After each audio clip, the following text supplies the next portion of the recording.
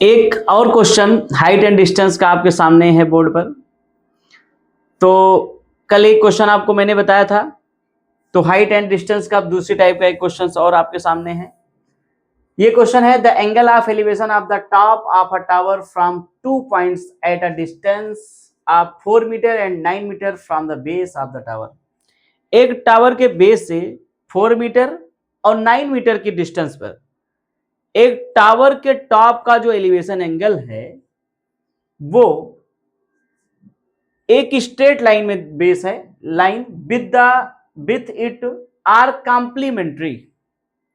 जो elevation angle बन रहा है दोनों पॉइंट से, जबकि दोनों पॉइंट जो हैं वो बेस से, जो टावर का बेस है उससे 4 मीटर और 9 मीटर के डिस्टेंस पर है।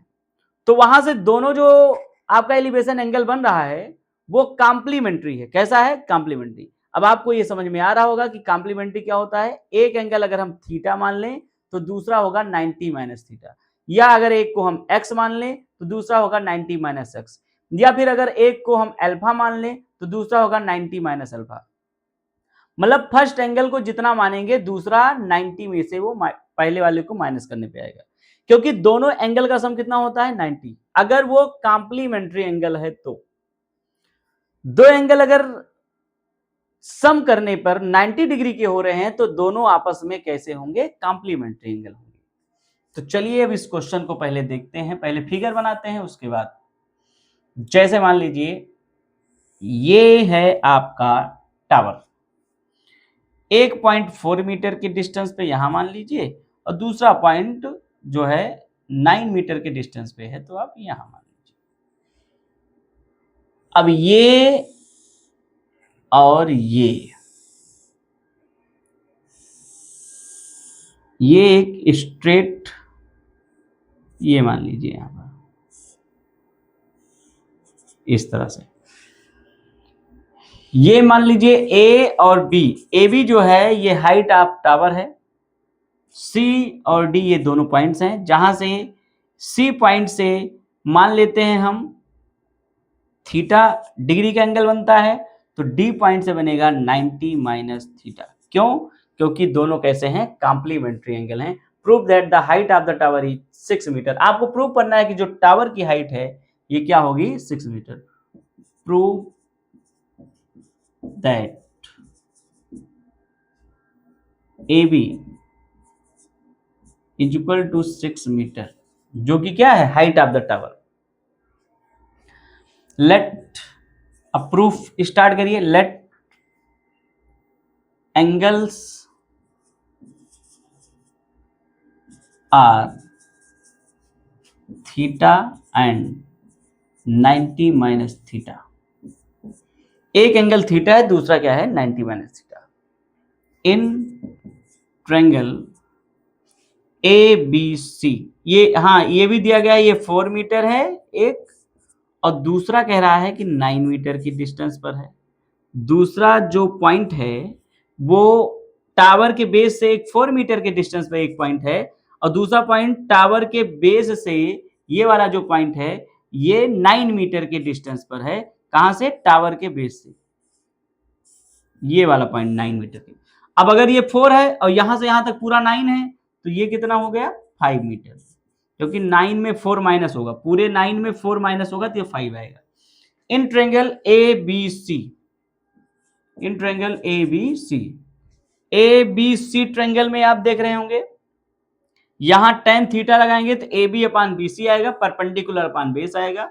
तो आप यहां लिख सकते हैं tan थीटा मतलब 60 डिग्री, वो थीटा थीटा ही है ये, तो थीटा को यहां थीटा ही लिखेंगे आप। tan theta is equal to perpendicular आपका ए बी है, A B upon B C.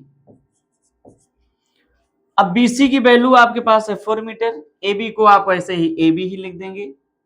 tan theta is equal to AB upon BC का मतलब 4। इक्वेशन फर्स्ट मान लेंगे।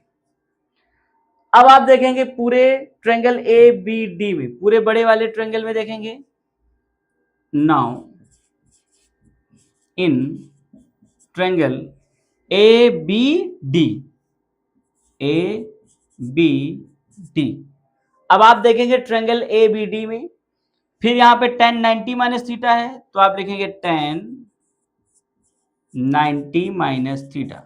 तो tan 90 माइनस थीटा फिर परपेंडिकुलर अपान बेस, अब पूरा बेस क्या है BD। अब आप लिखेंगे AB अपान BD। अब आपका परपेंडिकुलर AB है, लेकिन अब बेस BD पूरा यहां तक हो गया। आपको ये पता होगा tan 90 माइनस थीटा क्या होता है, cot theta. tan 90 minus theta cot theta.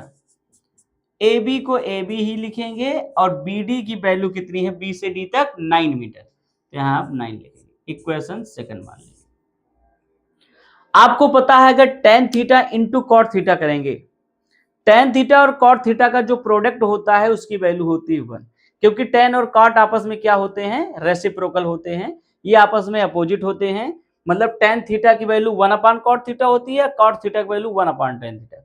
तो जब tan theta into cot theta लिखेंगे तो tan theta into cot theta में cot थीटा को 1 अपान tan लिख सकते हैं, tan से tan कैंसिल हो जाएगा। तो यहां हम लिखेंगे from equation, from,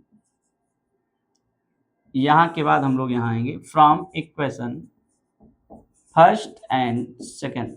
equation first और सेकंड में हम देखेंगे tan थीटा, या मल्टीप्लाई आप लिख सकते हैं, यहां multiply equation first and second,